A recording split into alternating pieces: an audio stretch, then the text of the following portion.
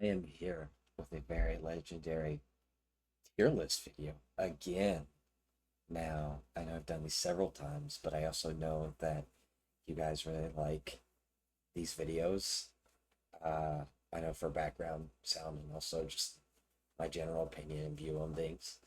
And these are also very low effort videos, which are easy for me to make. So yeah, I mean, this video is probably not gonna have like any editing, and it's probably gonna just be a glorified yap session. You might hear weird background noises. You might hear my fan running, my AC. I don't really care. I'm just doing this for fun because someone mentioned tier listing stuff and they mentioned the Lantos, and I was like, I should do a new tier list. So this tier list is about how much I enjoy each unit. So I primarily play on Masochist mode and Hell mode. I don't play Hell as frequently as I do nowadays, but I still do play decently. So yeah, I don't know how I want to start this list off. Um, I don't know, but uh, should probably maybe specify some ground rules. There is a cheater in here as an honorable mention, that being Proteus, the upcoming boss. So yes, Deviant has one new boss, that being Lantos, and your boy has made a new one called Proteus. If you guys are unfamiliar, Lantos is in game right now. If you guys have missed the update, she is a wave three boss, stealth focused boss. Proteus still heavily work in progress. So, but yeah, I was gonna say I'm not gonna waste too much time, but like I said, this is intentionally gonna be a yap session. So, like I said, if you're looking for something that's quick and concise to the point, this ain't it. Because I'm probably going to go into very much detail about things. This video might be like several hours long by the time it's uploaded. So I'm also pretty tired because I got off work and this week has been pretty aggressive, I guess, compared to usual. I've racked up 56 hours so far on nothing but raw underground, which means a lot of digging. So, but good work, good pay, good stuff like that. And now I am here. But luckily, we will not have to be working on the weekend. There's big talk like I was going to have to be working Saturday, that being tomorrow. But I have tomorrow off. So in turn, we're going to have a probably aggressive week again next week. But I'm okay with that as long as I get my weekend. But yeah. Ugh. Give me just a second. I should have ate something beforehand. That's all right. I don't even think that's hunger pain, actually. That's something else. I'm gonna turn my fan off because it's no longer burning up. But I guess we'll be starting off with your boy Achilles. Um, let's see. I like Achilles a lot, and I know people. I mean, hard boss equals awful, but hard bosses. I don't know. He's one of my favorite units in the game, actually. I don't even know what I'd reserve S tier for. Um, because like decently fun, I think would be a lot of units. Like infantry would probably be all right because they're just infantry. They're kind of annoying sometimes, but they're pretty standard. Do I put him at A or S tier? I really like him. Sapping his teleporters is really fun, and DPSing him is quite a challenge. He's a very intense boss on higher difficulties. And he doesn't really piss me off that much because I have a lot of respect for him. Like, he does the job that he's intended to do. Like, he is a Wave 9 boss, so naturally he is going to be an absolute beast. I'm gonna put him at S tier. Sensei, you did an amazing job with this guy. This guy might be like your magnum opus of boss designs. Because the whole teleporter gimmick and the drone, like the drone makes counter sniping him and DPSing him much more of a challenge. The fact that he's a unlimited range hit scan sniper is like, it's like making a line of sight with him. Like, he's such a good lockdown boss. but he's one of the few bosses, despite all these challenges. He not only can you safely melee him, you're encouraged to. Sapping his teleporters is very risky, but extremely rewarding, unless you're using Hider, and it's very free.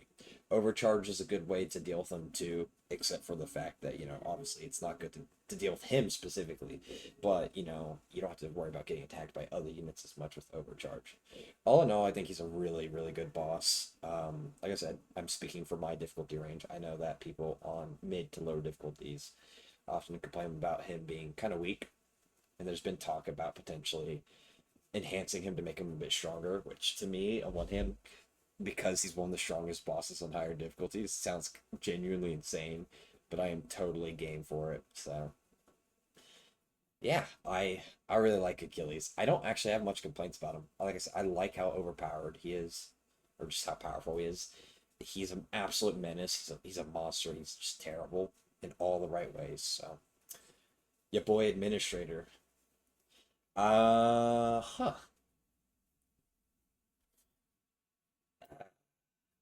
There's not much to say about him. Swing him, grab keycard. That's it. APUs.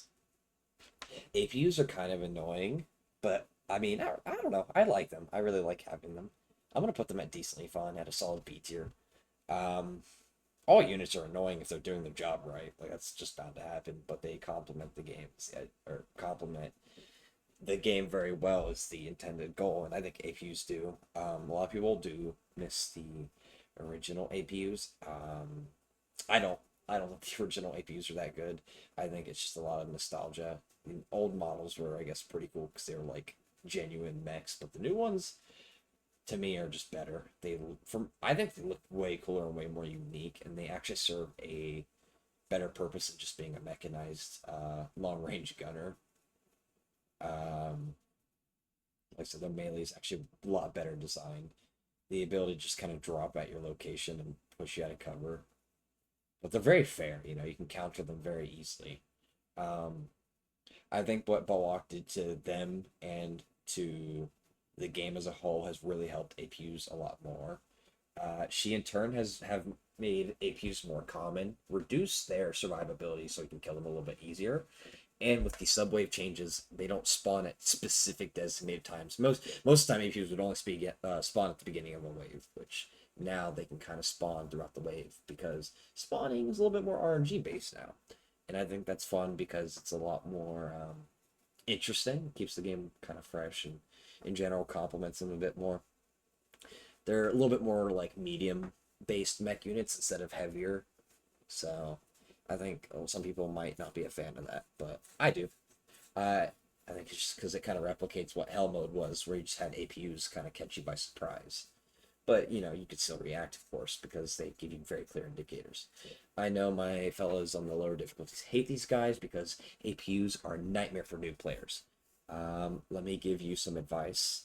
If you see a big red circle, or you also hear rumbling around you, check and back away from it. They are faster than your walk speed, but not your running speed.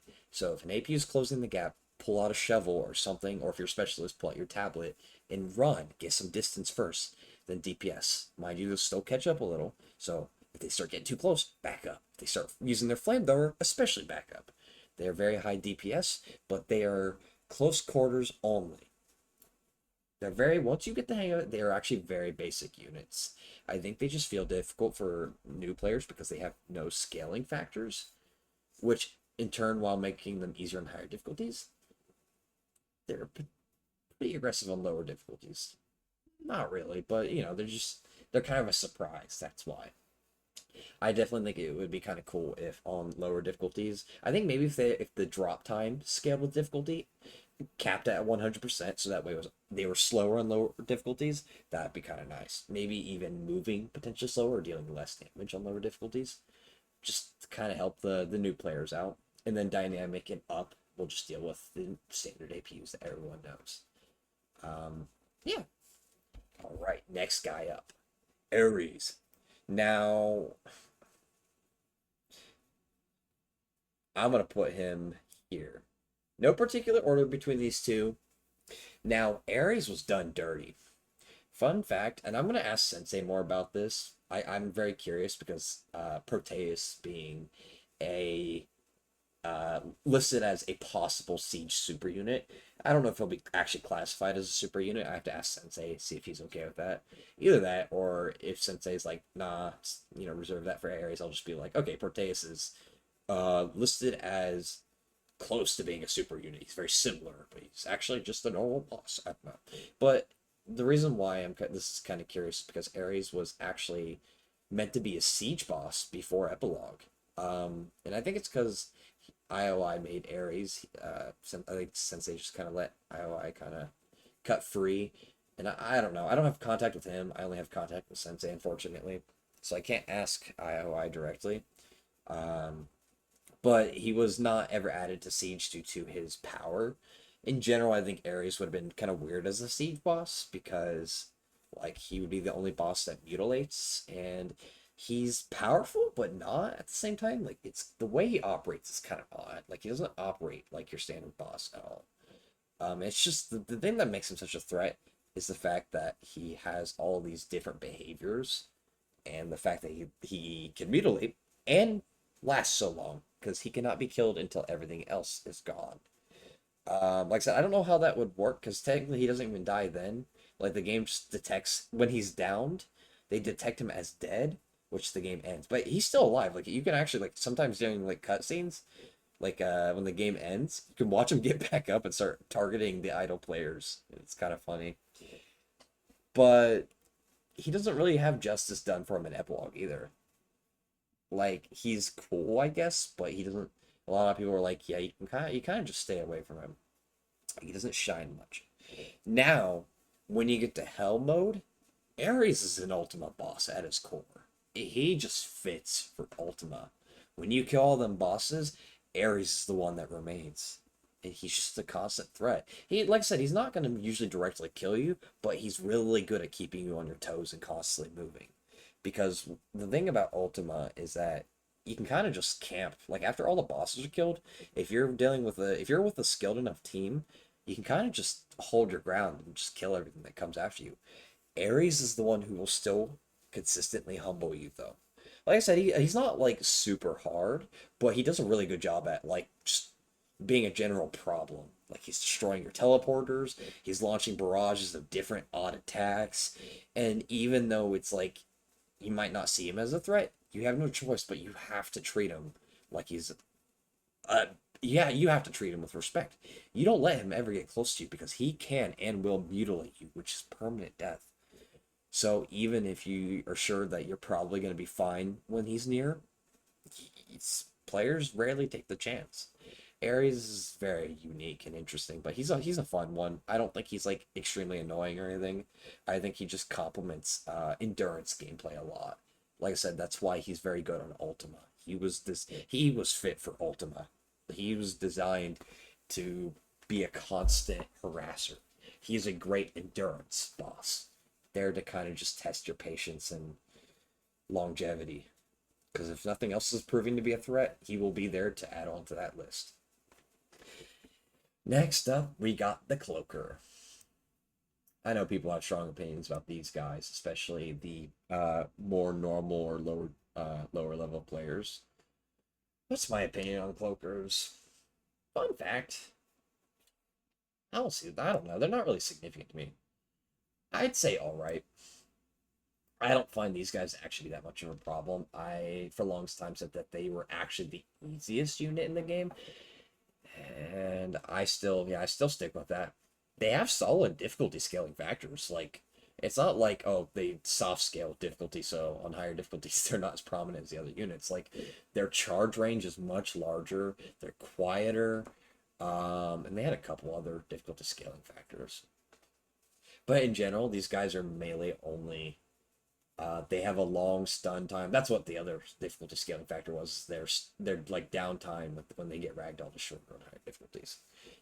But you know, these guys are one target executioner units. They mangle, which is punishing. If you're playing hell mode, you won't care because everything mangles for some reason.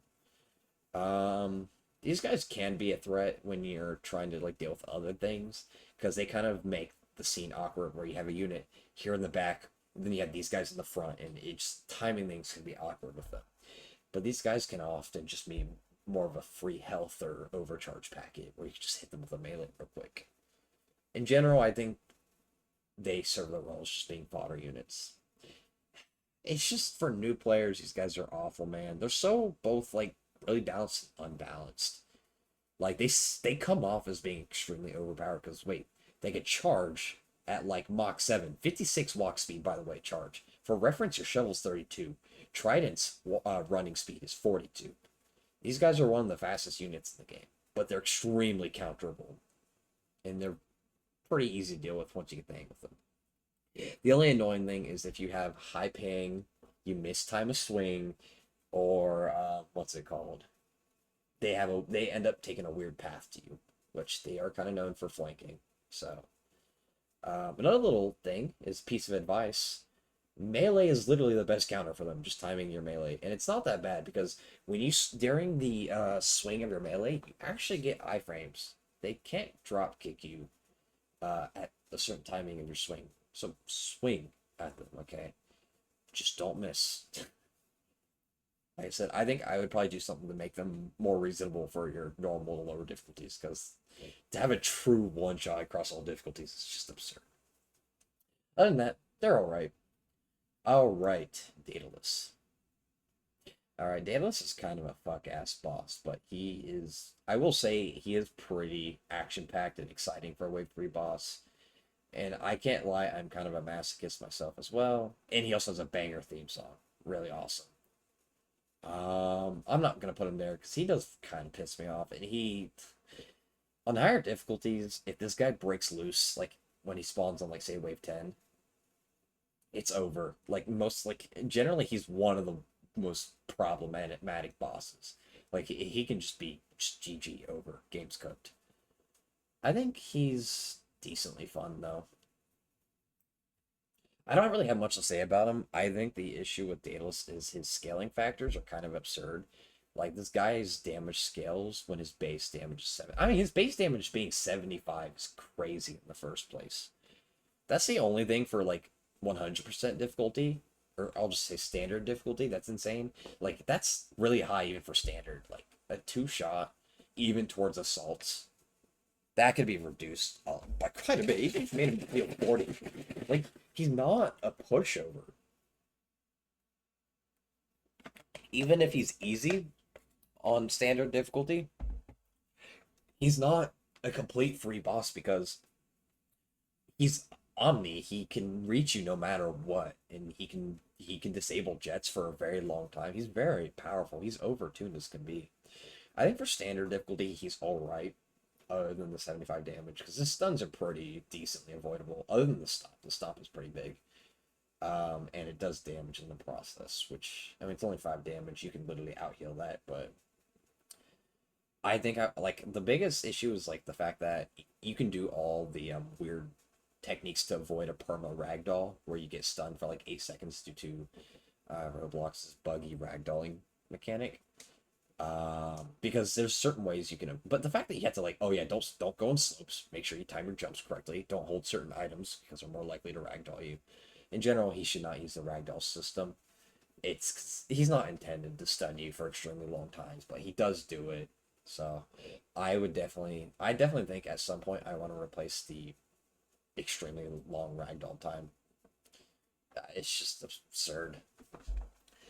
Other than that, though, at his core as a boss, I think he's well designed. Like, I think his mechanics are mostly well executed. It's just tuning. So, I think the fact that he insta teleports is a little weird, and the fact that he can do it in midair too. I think what would be cool if he was like the miner zombie from Plants vs Zombies, where instead he would, like, burrow under the map really fast to the player, and I do mean pretty fast. But you could, like, see his, like, pickaxe and, like, particles coming out of the ground as he, like, digs to you. It'd probably speed up the longer he goes without reaching you, in case you're just teleporting back and forth to prevent, like, exploiting. But, you know, it would be kind of cool. But yeah, it's kind of weird that I don't rank him very low, considering the fact that I'm a recon main. but I've learned to fight him pretty well. Recon is a very good DPS kit for him. But man, he can be a problem if someone else is fighting him and you as the recon just get jumped. Like, okay. Alright, engineers. I don't know where to put this guy. He's kind of in the middle for me. I don't find him too bad. Like, he only summons 5 units. His tankiness of his equipment is kind of annoying. I don't think he brings a whole lot of crazy excitement. I think he's just alright, because he serves a good role. I'm really happy to have him. I mean, he has a sentry that will shred you and lock down areas very good. And his teleporter allows, it's more so the fact that it's able to cause units to spawn outside of their designated spawn zones. So in certain maps, this can also be flank points. Like, I know there's certain maps where they can put their nest like right behind your typical camping spots. Like, I know in Swamp, they like to try to go like a little bit behind the islands. I was on wave 8 of a solo masochist run on Swamp, and I lost it because I teleported, and there was an engineer nest right next to my teleporter, dude. Like, what? That was really unfortunate. It's really dumb that they could do that on Swamp of all places, though. Like, are you kidding me? Swamp was definitely made to just be laced, I guess. But yeah, these guys are quite intricate, but I don't have much to say about them. I think I'm just gonna move on to the next boss. Or unit. Yeah, boss, I guess. Fuselier. Alright. This is where the developer bias might come in. Alright, so as you know, your boy has gotten a rework recently. Usually previously I would have ranked him at annoying right here, potentially even awful. He just served no purpose of being an actual threat, and he just strafed a bunch. Now I actually like him quite a bit now. I think because mainly just because of the role he serves now. I know people are like, oh well, he's really annoying now. That's kind of the point though. He is a harasser unit. And I decided when reworking him that I would keep him like that, but make him actually serve a purpose now. He has his problems though. I'm not gonna pretend like I'm a perfect developer. And yeah. Like the issue with this telegraphs have some issues that really can't be completely ironed out due to the fact that it's a telegraph, but his grenades are physical entities. Meaning the telegraph isn't actually reliable. I do the reduction in strafing I think was a good idea. I think the changes to his grenade are decently good. Where you can still grab them, but now they'll explode. The damage comes when they explode inside you, so you can actually catch grenades without being like disintegrated. But if you don't pull them out in time, you'll still get punished pretty heavily. And on higher difficulties, he deals a bit more damage, and his grenades are a little bit faster, so you have to react a little faster. But in general, with him, it's kind of a game of dodging. His reload speed no longer scales with difficulty, so now he has a set down time to kind of counteract him. I know a lot of people, a decent handful of people have mentioned that his range is pretty absurd. And I'm still mixed on that, because it's like, he is supposed to be a backliner, and my fear is that people just counter the hell out of him just by, like, staying far away. Because he is a slow boss. I know it's like, he's also a wave 3 boss. Tempest you can do the same with, though Tempest you're actually encouraged to do that. Like, you should stay far away from him because he's a rushdown unit, not to mention that he does more damage the closer he is. And Datalus you literally can't escape. Datalus is foolproof. Same with Lantos. So in general, I think this rework has done justice as being a support boss. I initially a lot of people complain about, oh, he's easier now, and they'd send clips of them fighting him 1-on-1. Like, Fuselier is a support boss now. Let's also look at Achilles, the boss. You can literally sit in AFK and just watch him teleport over and over. Like, you can go AFK for 20 minutes and still be alive because he'll just keep walking into you and teleporting. Like, yet he's still, at least I know in higher difficulties, he's revered as one of the most powerful bosses in the game. Fuselier, I think now people have kind of settled into him and they've kind of realized, like, actually, Fuselier is a pretty decent threat now. Because once again, he combos with other units really well. It's like, it's the point I was trying to make, was the fact that he's a good combo unit. Like, he's a kind of a backline sweeper unit, He's going to try to push you out of cover, kind of like a Grenadier. Grenadiers do a better job at actually flushing you out of cover because with Fuselier, you can dodge him, which is encouraged. I had people like, you could dodge him so easily. That's the point. The idea is that you can kind of stay in your zone if you want to. The issue is that he's going to apply pressure to you constantly. Like, you're going to have to do all this weird movements, which makes doing your job a little harder. Like I said, he is a harasser boss, and he's a wave 3 boss. He's not meant to be crazy. But yeah, that's Fuselier. Now, Gaia. Gaia is also good. We're heading on to developer bias again, potentially. Like I said, I'm going to be unbiased because I have bosses that I've made or bosses that I've reworked, and I actually have mixed opinions on. Okay, we'll get to one in particular. But Gaia actually varies. It really depends on her situation. Gaia can be sometimes S tier, and sometimes she can be all the way down to like D tier. She had to be somewhere in the middle. I'd say decently fun. I should have put Fuselier in alright, I think. No, he's bosses in general are gonna get higher rank because they're bosses. I really like Gaia's current state. She went through a lot though.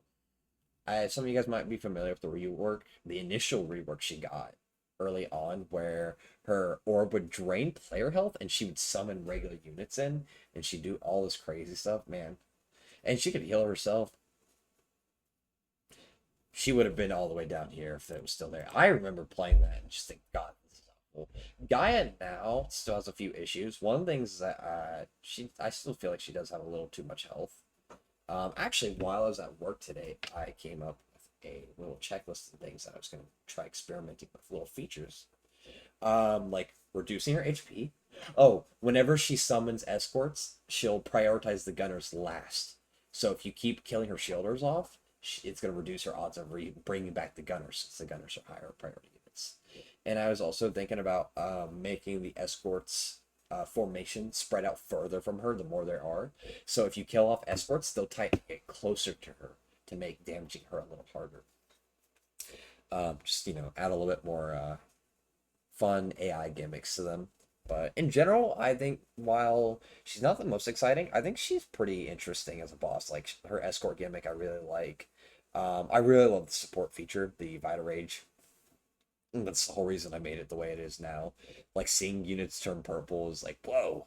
And it's just, some of the effects it has is really fun. I'm really glad we went with healing instead of resistance. So you can still, like, melee and one-shot units like Cloakers and Infantry. But, I think I just really like the speed buff. Seeing like Trident get inflicted with the speed buff and watching him run is so fun. And her effect with the new upcoming boss, Proteus, is nasty. It's really fun, but it is so chaotic. But yeah, Gaia is a very situational one. On wave 6, I don't think I don't think she's really all that on wave 6. Like, she's kind of just eh. But on wave 10, when paired up with all the other units, man, she can be a blast. But yeah, Gaia, she's a mixed one. She's kind of an oddball. So like I said, the escort sweeping mechanic where the shielders can like chase you down. I got that inspiration from Stronghold Showdown. I did mine a little bit differently because I wanted them to individually go after one player at a time, and I didn't want the gunners to do it. But I really liked their idea, and I was like, that would help bring a lot of attention to the shielders, because I know shielders are kind of regarded as pretty underwhelming units. So, moving on next, we got the Grenadier. These guys would have been here, but they're going to be our first annoying. They're not quite F tier due to the nerfs, finally. I respect them for what they are. Like that. You can't not make these guys annoying. Their job is to do a mechanic that's really annoying. I'm just going to say that. I'm perfectly fine with that. Like this tier list doesn't reflect like changes that need to happen. It's totally fine. The enemies are the way they are. But yeah, these guys are just annoying. Like, they serve a good role, but man, I'm thinking about probably capping their range, because I actually have there's a clip out there somewhere of a time where I was on a building on the opposite corner of a Grenadier, and I got hit by a stray smoke grenade. And my buddy Mr. Ham was like, "Chow, did you see that?" I was like, I don't know, but there was just a smoke that randomly hit me. And he's like, yeah, he was all the way on my side. Like, are we serious? So, but the change where their fire rate, like their firing cooldown was like almost like it was like 1 second. By the way, it had a 1 second firing cooldown. The only reason it was longer that was because of reload time. But man, that was bad. I don't know if it was Bowalk's idea for that, but Bowalk I know is kind of a sadist with her changes. Whenever time she changes the game, she's always like, let's take a unit and let's make them do some really fucked up shit. Like the jetpacker drive-by mechanic, I'm pretty sure that was also Bowalk too. I don't know. Bowalk's kind of sadistic in nature. I know she fucking laughs every time she does that too. It's like, oh man, I can't wait to see how the players are gonna hate this. I don't know. But but yeah, Grenadiers, annoying. Gutters. All right, all right. They're one of the few advanced units that I think are actually just really balanced. They're good. They're pretty tanky and they're pretty powerful, but they stay within their role. They serve an important role of suppression. That's pretty much all they do. I literally don't have much to say about them. They're such simple, basic, well-made units. They have damage fall off if you're far away. That way, they don't, if you don't just get hit by strays randomly. They have a few quirks that need to be changed about them, like the fact that they can see clearly through hider. Um, and they retarget really fast. I don't really have much to say about these guys though. They're kind of just all right as is. They're good units. Like I said, they're strong, very powerful. They can put a pretty bad pinch on your game, especially if a bunch of units are chasing you down, but you get locked down by gunner. Like, ugh.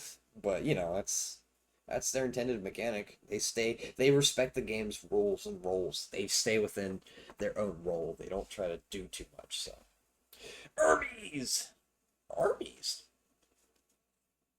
very exciting. I would put him at S tier, but this guy can be kind of a bitch sometimes, and he also can also he either fucks your game up really bad or he gets shredded instantly. It's kind of sad. But he's an amazing boss, at least on higher difficulties, once again, because I know he's deemed underwhelming. And I've played with him on normal difficulties, and yeah, he is. It's just because accuracy scales the difficulty. So on lower difficulties, the accuracy is complete dog shit. He does a really hefty amount of damage, man. But he doesn't really like. It's only if you can hit his target. This guy's not balanced in any way possible, though. He needs a good bit of tweaking. Like I said, he's a well designed boss. It's just a wave 6 boss that can fly in the air and has sweep and suppress. It's kind of crazy in theory, like in concept. He has a really high amount of HP, and he has multiple rocket pods that they launch multiple rockets per pod, and they give him 20% resistance up to 80. By the way, the way they used to work is if he had any pods, he would be straight up invincible. You had to destroy all the pods or else he'd repair. And whenever he'd repair all of them and had an infinite amount of repairs. Now the amount he can repair scales with difficulty with a cap of 3. I think the cap should probably be 4, like just all of them. He can only repair once now. But yeah, Hermes was crazy because of that. I don't know if that change was good or not though, because considering how very little damage he does on normal difficulties, him being invincible is like because he was more of just a harasser unit. I feel like he was meant to actually have longevity.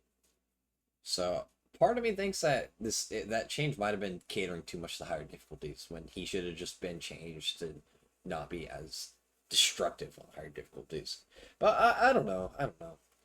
I do like that he can actually relocate now. I had to tweak that up a bit though to make him not instantly teleport to players' locations. I had to do some like adjustments to where he would gradually shift because man, that was a bit much when you would revive someone and he would just like instantly teleport to you. Or the time if you lost line of sight, he would just teleport to you. I might ask Balak about that. I don't know what her deal was with that, because I don't know what she was trying to accomplish. I think she's trying to accomplish, or trying to like deal with the fact that people just hide from him and stay really far away. But I really hope it wasn't like, oh, no line of sight, I'm gonna be at your location now. Like that is horrible. I do like the idea where she stay or where he stays at like player's center of mass more so though. That right there is pretty good. It's a lot better. I understand if everybody's evenly distributed at like corners of the map that he'll just get stuck in the middle again. But you still have to coordinate that pretty well, which most players are not going to. So, but yeah, with Hermes you want to spread out a good bit if you can. So yeah, next up the infantry. He's a fodder unit. He's the game's fodder unit. He shoots you, deals chip damage, he throws grenades occasionally that deal pretty decent damage, but are super easy to counter and deal with. They're not super frequent either. There's really not much to say about this guy. Serves as kind of a fuel source. On higher difficulties, though, the fact that his damage and accuracy scale is kind of crazy. And also, I'm not gonna lie, I kind of messed up when removing the so infantry had a feature where in larger groups the amount of damage they would gain per infantry would be reduced. So an infantry would deal 1.8 per shot, but in groups of 2 it wasn't just 1.8 times 2. There was a formula that would reduce it. This was not a very good formula because in case it would actually cause them, if I remember correctly, the formula was kind of weird where they deal less damage in groups of 5 than groups of 3, and I don't know. I would have just made it like kind of just base 1.8 and additional, each additional infantry is 0.6 more. I also removed this outright because of the fact that every time they would fire a bullet, they'd run a check to see how close every other infantry in the game was.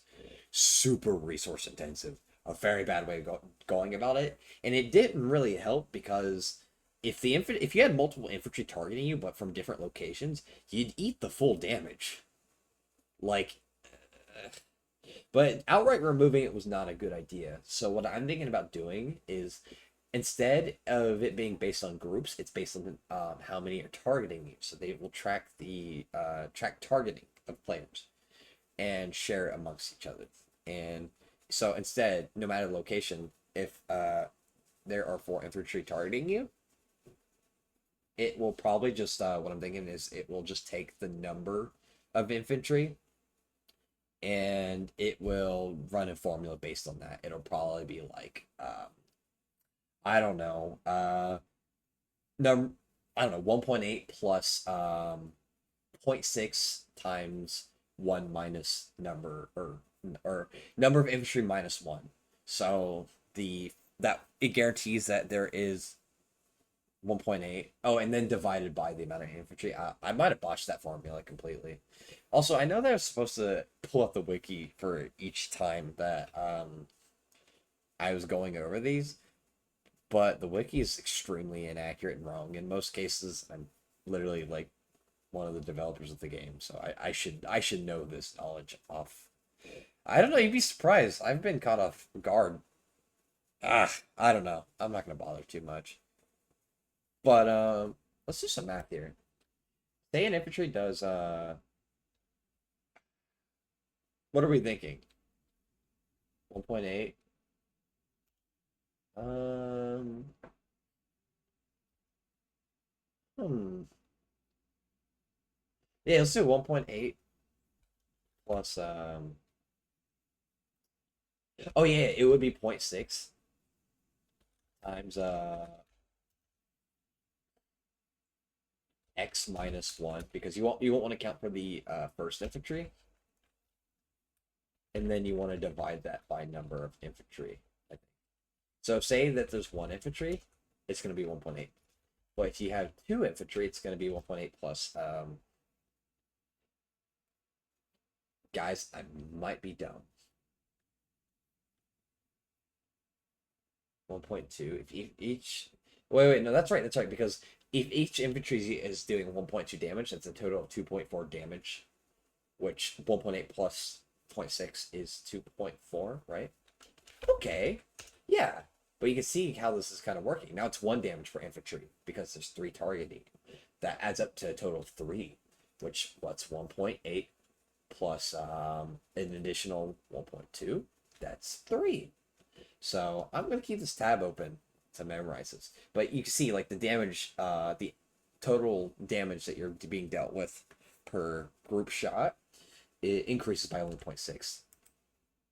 It's a good way because right now infantry can just shred you so fast in groups.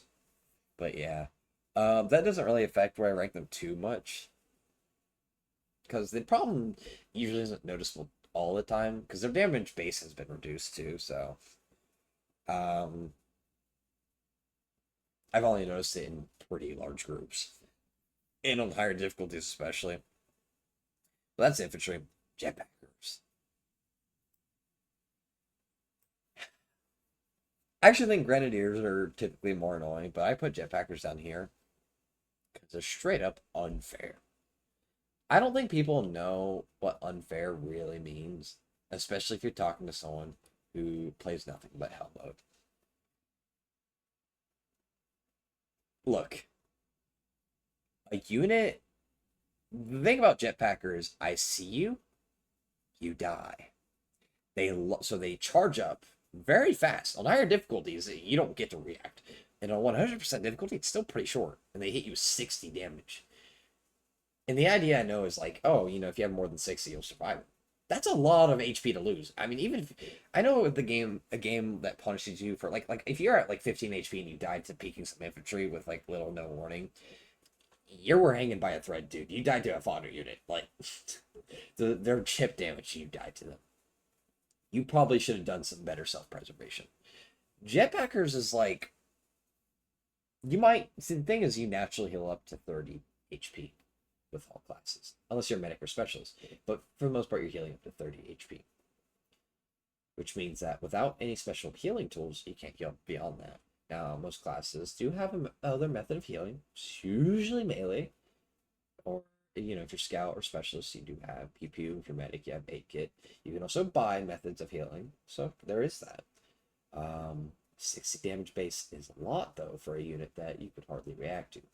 Now, I would understand it if it was like, all right, as long as I don't gain line of sight with them, they're not going to attack me. Right? It's still a bit absurd, the fact that it's like the moment you gain line of sight with them, it's like, ah! But the problem I have with this guy is the fact that you don't need to gain line of sight with them. Sometimes, despite the fact that maybe you can't even see them, they'll see you, and they'll launch halfway across the map and blow you up. And I get it. It's like, oh, if you get jetpack, you can counter them. Oh, it's sometimes you can counter them. Oh, they're single target only. They're healthy to the ecosystem, team play wise. Solo wise, they're awful. But these guys are, in many cases, straight up unfair. They often leave people feeling kind of just pissed off and unsatisfied. Just annoyed. Like, really? That's like, it's not like having a really intense boss fight with Sparta where it's like your heart rate was too high and you just couldn't react in time. It's like, and you died to a boss, a really challenging boss. Like, that's bound to happen, you know. It's understandable. I'm not talking about you having 10 billion ping. Sorry guys for who play in Singapore, but you know, assuming that you didn't die to ping, assuming that you died because you misstepped, he pulled a fast one and he got real clever. You know, he predicted you in a weird way and you just, oh man, you misstepped and there you're gone. This is a wave 5 advanced unit that just kind of launches and blows you up. Like I said, they're not enough to make me constantly. Funny enough, they're not even the units I hate the most, but they are just straight up unfair too. Just saying. No, just saying. Anyways, next up, the medic. We don't have enough units down here, so I'm gonna say annoying. I actually do like medics, but I'm not gonna pretend that they're not annoying. These guys make units that they tether to practically invincible, which makes sense. The idea is supposed to prioritize them. The issue though is the Vita charge mechanic feels more so for them than the enemy, because they heal the enemy so damn fast to the point that it's like, do you even need Vita charge? For them, it just makes them invincible, I guess. The only exception is it does prevent like one-shot kills or things that can bypass or deal with the healing. It's just the fact that their healing skills so hard with difficulty, or scales with difficulty in the first place. And they have 200 HP, which is a decent amount. It's quite a bit.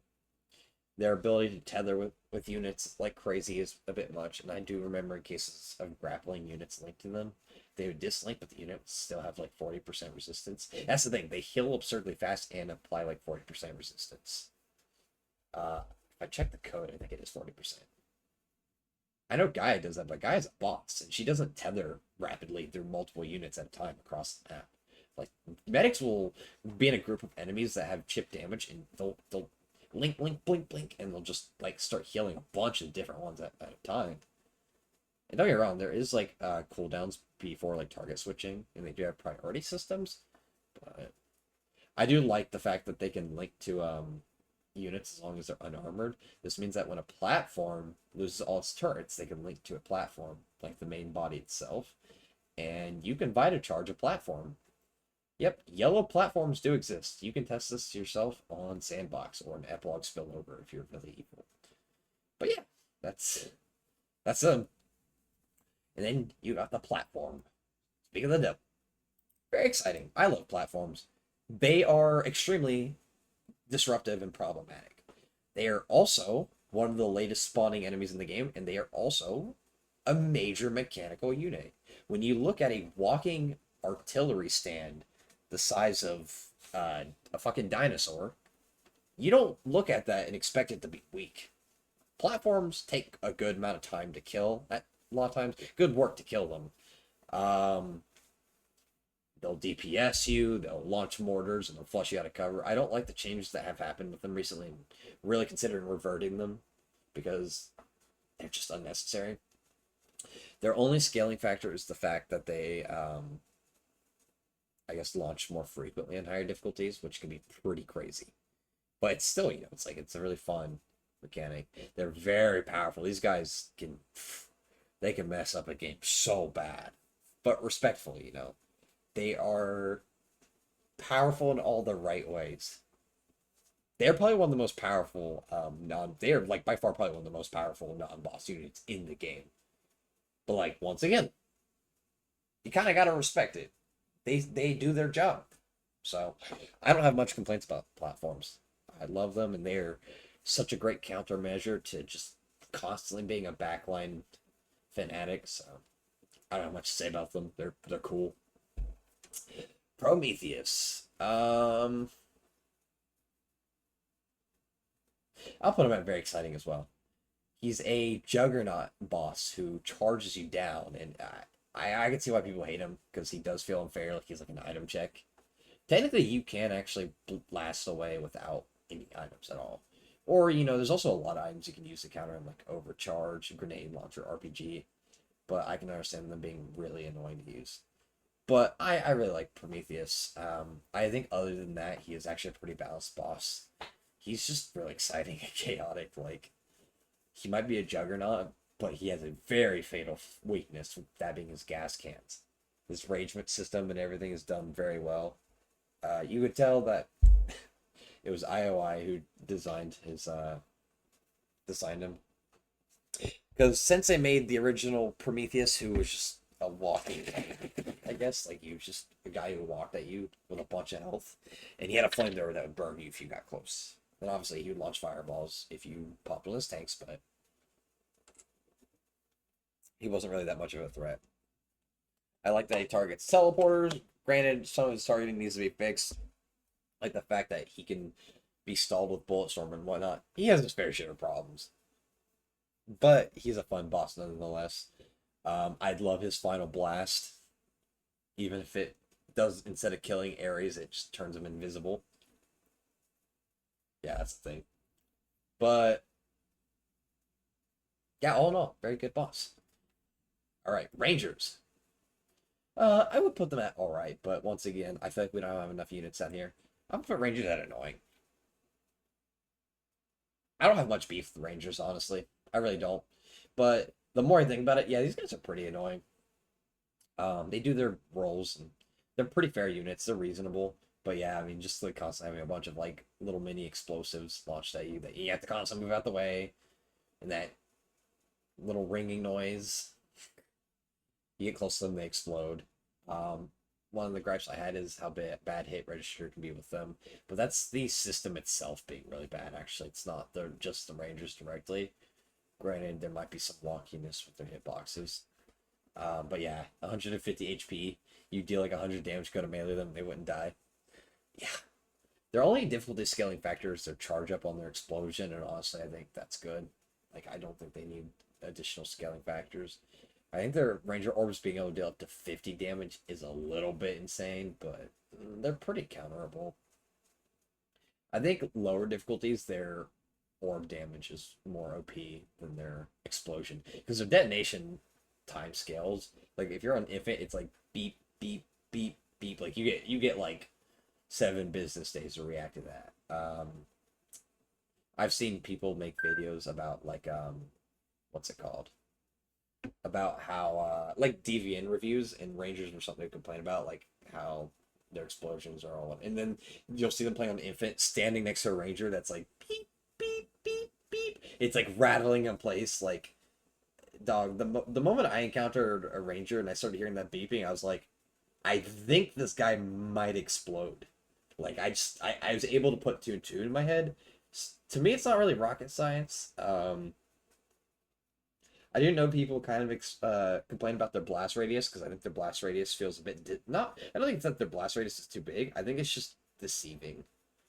But for first encounter, not really, because you hear that beeping, you're expecting a bit of a kaboom, you know? Like, it's not like I don't know. I kind of feel like that was a given. That might be just a case of people just being really nitpicky. But you guys can give me your thoughts on that. You know, we're all allowed to have our opinions here. It's okay to be wrong. But let me turn a notification sound off from my phone, because it is making some pretty obnoxious noises at this time. There we go. But yeah, they're kind of annoying. That's about it. Saboteurs. All right. I respect these units a lot, but I have personal beef with them. I have we gotten it through our heads yet that I'm a recon main? Do the math. You guys are invisible, completely bypassing my map-wide centric capabilities.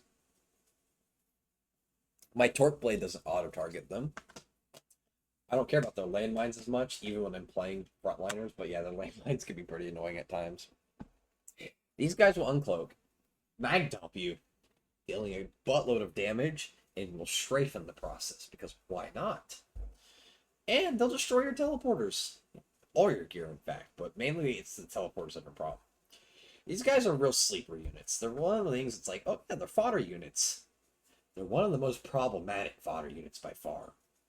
I really do like that 0.5 seconds after they cloak, they can start firing. Like, they have a 0.5 second grace period. That's really nice. Thank you, Miss Ballock. That felt very necessary. But for fodder units, they sure can do a lot. I do get it that they kind of are fodder units for the most part.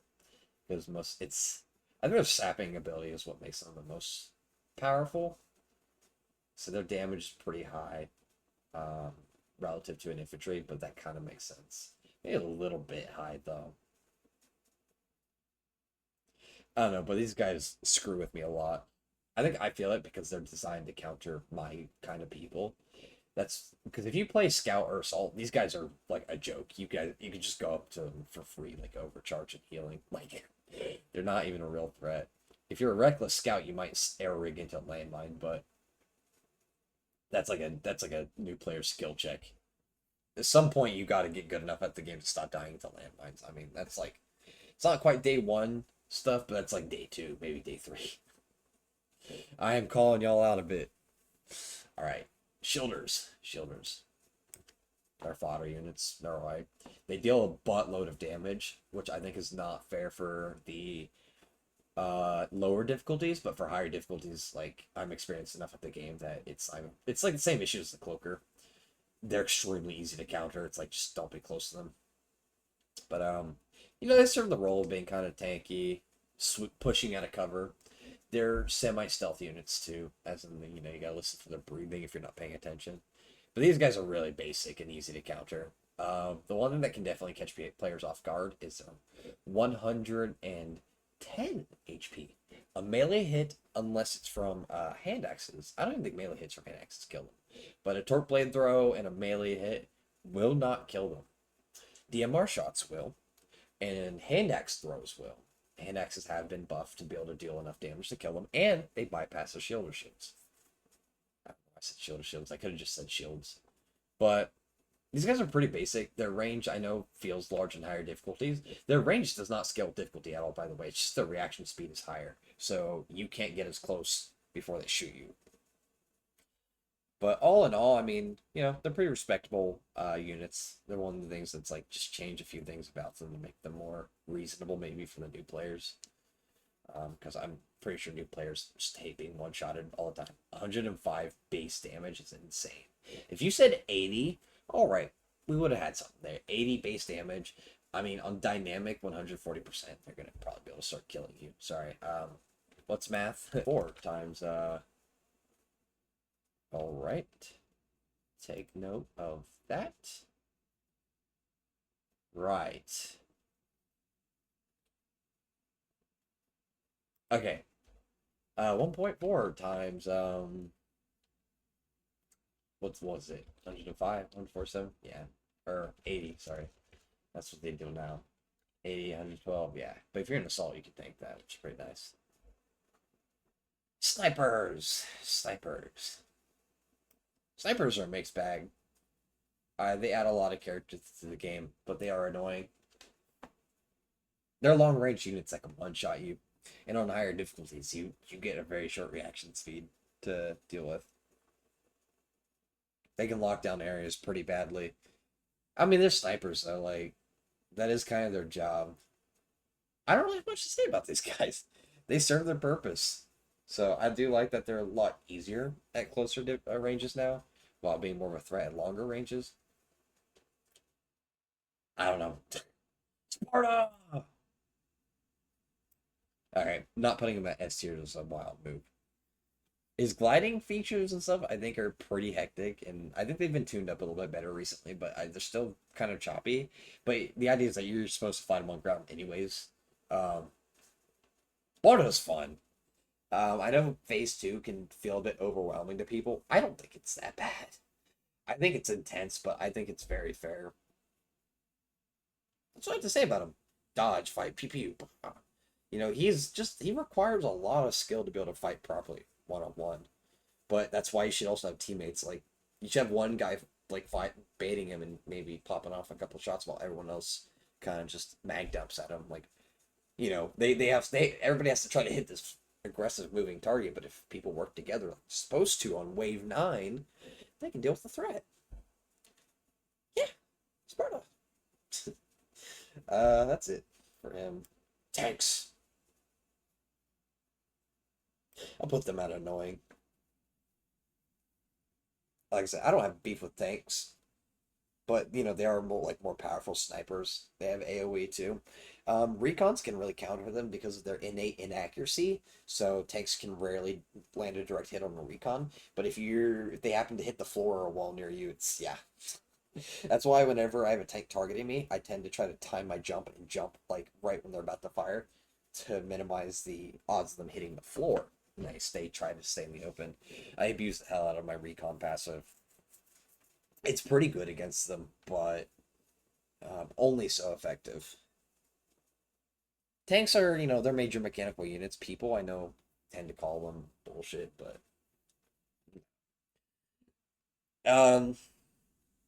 the fact that you can counter them by not showing your asshole to them is good enough. And they give you a charge up time too. It's a tank.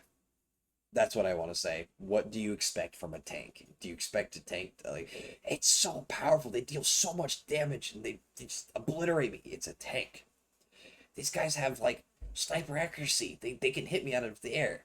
Okay, well, maybe the hitting out of the air might seem a little crazy. I still don't think that's too crazy. It's a railgun tank, but the sniper accuracy part not being 100% true, but I get it. They can land some crazy shots on you. It's a tank. They're blast ready to see. It's a tank. That's why they just don't start spawning till wave 7 with the platform. That's why they're not super common. That's why they have designated routes. Tanks are very dangerous units, as expected. Like I said, I'm gonna say this. It's a skill issue. If you're, not skill issue, if you're complaining about tanks. I get it. Tanks are pretty bad, but if you're complaining about tanks being too much, like out of line, too overpowered, I'm just saying that might be on you, bro. No offense. Tempest. Tempest is losing his thunder. No pun intended. He is losing his charm. I feel like with the new changes and new additions, I feel like that people really want to rework because he doesn't feel as interesting now. But the thing is, Tempest has always been one of the more balanced Wave 3 bosses. He's just good. He has a good gimmick. You know, he's a bit of a rushdown. He punishes groups. He's very simple. If you spread apart, he becomes very easy to deal with. I don't know. I don't know what I'd want to do with Tempest because he is a Wave 3 boss. He should be simple. I know it's like Fuselier is a simple boss. He's been reworked to actually have a pretty good, interesting gimmick, but it's still simple nonetheless. I want to keep Tempest simple as it should be. Lantos. But he's a good boss. He's alright. He was a bit of a problem for me as a new player, but now that I'm more experienced, he feels pretty easy. I feel like he has too much of lack of difficulty scaling. Like as a new player, it just felt like he just kind of like sniped me. I didn't really. It was hard for me to like get a grasp of his chain gimmick. I didn't quite understand that early on, so he could probably use something to. Because if he feels weak on higher difficulties but strong on lower difficulties, it just means he needs better scaling, really. But I don't know. Don't expect a Tempest rework. He's one of the most flawless bosses in the game. But adjustments, yeah, I could definitely see something for him. All in all, though, he's an okay boss. He just doesn't really stand out to me much. He's had his times of being quite a problem. He's also had his times of being, well, obsolete. But yeah, Tranquilizer.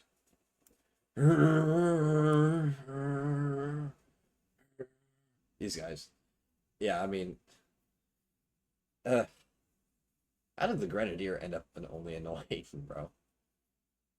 Tranquilizers are pretty bad, especially since Grenadiers have been nerfed. Like, Grenadiers feel manageable again. Tranquilizers will walk off long hauls with skin-eating piss. They'll send these strings across the entire map. These guys, by the way, are like snipers, but every time you don't have line of sight, they immediately start advancing like infantry, and they like to fire the moment they get in line of sight. Their AI is like, they're so aggressive by comparison. These guys, just like it does so much damage. And the direct hit also applies a slow debuff that also does so much damage. Yeah, these guys are kind of a nightmare. Tranquilizers in general as an enemy are weird as hell. They just feel like I don't know, they just feel like a middle finger. Don't get me wrong, they're not as weird as jetpackers. Like this dude has a jetpack strapped to his back and a rocket launcher. Lunges into the air to blow your ass up. Or as Datalus is like, oh yeah, this game is a semi-futuristic military themed game. Yeah, all the enemies have military tech. And here's Datalus who's like, yeah, I don't have any special augmentation or weapons or anything. I'm just an old man with a pickaxe. I've apparently got the strength of a titan. Okay. So yeah, tranquilizers are like kind of comedic in their own sense.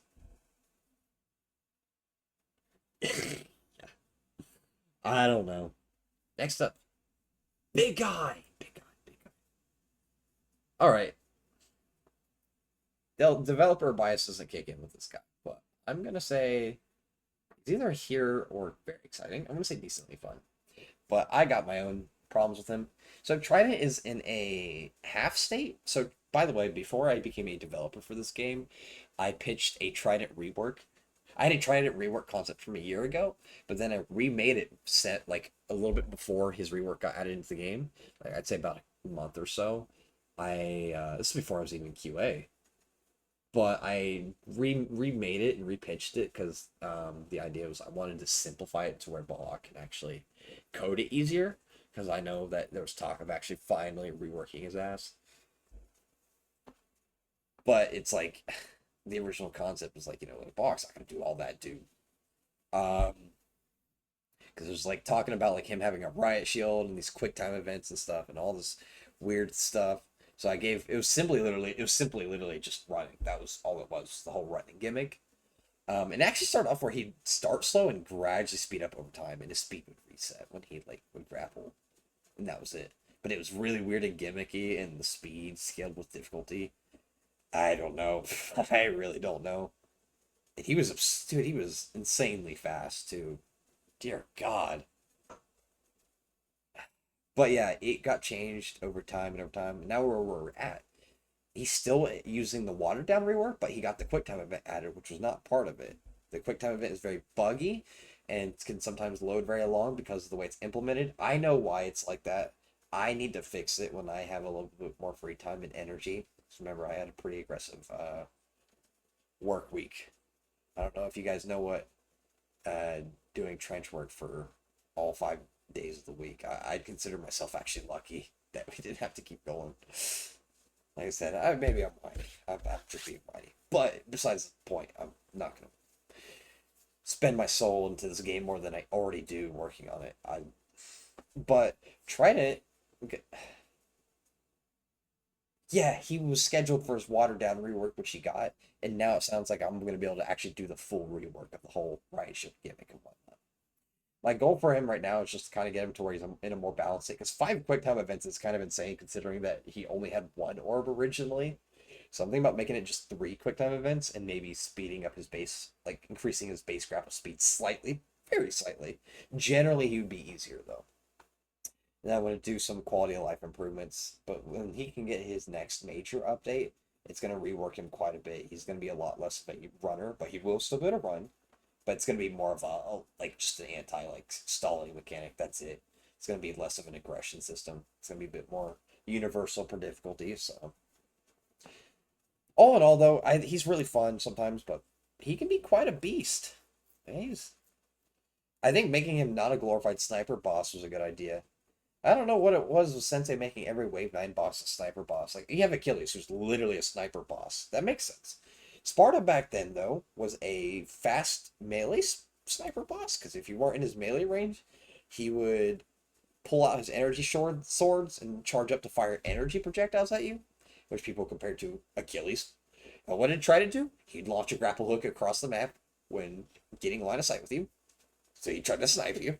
It was a counter with all these units. Don't peek them. So Sparta's still like that. Like, you don't want to peek him, but instead of launching a projectile at you, he launches himself at you. So Sparta rework on Sensei's end, absolute banger. And then Trident, yeah, Trident was bad for ages. But I had Trident being more of a mid-ranged actual melee boss is really good for him. But his current state is, it's rocky. I don't know, but I have fun with him. So, next up. Lantos, my first child in this game. I don't count the boss reworks. Lantos is my first creation with the help of Razor for her music and Mr. Ham for a lot of for the animations and whatnot. I love this girl, but man, she's a problem child because I figured between her and Proteus, she would have been easier development-wise, since she seemed more simpler than Proteus, but man, I added her teleport gimmick recently to help with stalling, but in turn just turned her into an even more glorified Datalus, so I don't know how to judge her because she changes like literally every other day. I mean, I'm constantly releasing patch after patch. My experience with her, I guess, since this last patch is I'm going to put her at alright, not decently fun. I was going to, but like I said, I still have a bit of a quarrel with her. Like, I got some problems with her. Me and the community are in the same boat. I'm really glad, though, because every time the community has, like, some negative views on something, it always feels like I'm also like on their side. Like I remember when everybody was like hating on the Gaia rework, the initial one. I played that shit and I was like, man, this shit is ass, dude. Fucking like, oh yeah, we just turned this Wave 6 boss back into a Wave 9 boss. If any of you guys remember old Gaia, when she was a summoner unit who could strafe and become practically invincible, or sap your health from across the map, that was fun. Dear God. She's a really fun one at times, though. I think she's really interesting. Like, I'm trying to put bias aside. Like, oh, Johnny Ma, you're only saying that because you're her creator. I really like her more unique interactions of like stalking, or like her prow. I like her interaction with the teleporter a lot though. That one was a fun one. Like I like the sap messages and how interactive she is. I like her as a whole. I still don't know if I like her clothing though. She initially just used new clothing, but Mr. Ham wanted to add them, and I was kind of like, okay. So just talk about making the bosses more detailed as a whole, or just not making these new ones as detailed. I don't know. I've done community polls in the suggestion server, which by the way will be linked in the description if you want to actually communicate with the QA and developers and help coordinate and making the game better. So we do release a lot of teasers and early access stuff there, and sometimes I host little events and whatnot where I will show off stuff and whatnot. And in fact, I'm thinking I potentially might do a developer hosted event where I get a bunch of people to show off Proteus. But I don't know. I'm trying to get like people because you can only get 8 people in a lobby, and if I just raise the cap, that's not going to get desired effects. But yeah, that's her. So yeah. So that was all the bosses, but now we have an honorable mention. I say honorable mention because he's not finished, he's not in the game. Um, it's Proteus. You guys know the one in game as Proteus Old, the bald headed guy who has a lot of problems. New Proteus has had a lot of changes though. Um, Once again, there's the whole developer bias, but I gotta put him at S tier. I remember saying that Lantos would have been the problem child for this game. Or not Lantos, sorry, Proteus would have been the problem child development wise, and Lantos not so much. Proteus has given me grief, and there's some issues I still can't figure out with them. But for the most part, Proteus has been awesome. We've tested him on a lot of difficulties, and I'm still mixed feelings on balance wise. Sometimes he feels a bit like he gets killed maybe a little too early sometimes. But the whole point is that you're trying to prevent him from taking over. And I've asked people for feedback and whatnot. I've actually have played with him in main game, like the new one. The new one is not accessible in main game, by the way. Sorry, if you're good, don't before you try to test it. But I have him stored somewhere in a place that's not publicly accessible. Only I can access him there. We've done hell runs where I've implemented him into the wave comp, and he's chaotic, but he's really fun. Like he might unironically, in my opinion, be one of the most fun bosses in the game. I just think something about seeing a bunch of little mini blue health bars all over the place is like, whoa. Like he has such a crazy shock factor to him. Um his damage output is decently punishing, but it's fair. Like it feels like something that's gonna be more of a problem in groups. In general, he's just fun. He's awesome. I love the face too and everything. In general, I've had some I've asked people who've actually also played with him, gotten their opinions, and people really they really like him. These are the same people that hate the shit out of Lantos. So hey, to be fair, she is my first boss. Don't expect anything too perfect. Proteus is being made with a lot of caution, love, and care. The reality is that he functions like a full-fledged boss right now, but to me, he's not nowhere near finished at all. I still feel like he needs a lot more. Not to mention, he doesn't even hold his gun at the moment. Like, he just holds the air. But, yeah, he's a pretty awesome one. I had a hard time making this tier list, I'm not gonna lie, because these all the units, like sometimes I feel like maybe Hermes should have been S tier. Grenadiers maybe should have been F tier. Lantos probably could have been a little higher up, actually. I don't know. I'm kind of just forming these opinions on the fly, though. But yeah, that's my tier list. Do I have anything I want to say? So this is a very casual thing, so I'm not trying to put a lot of effort. I do have to add a little bit of editing though, because I might have just doxed myself. Whoops. Yeah, I don't want to do that. I'll make a thumbnail for this video, I guess. Do some shit like Deviant enjoyment or Deviant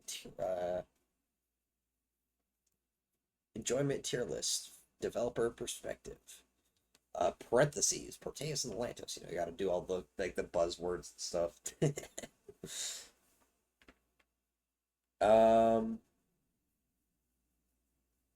I don't know. Like I said, I encourage you guys to join the suggestion server for feedback.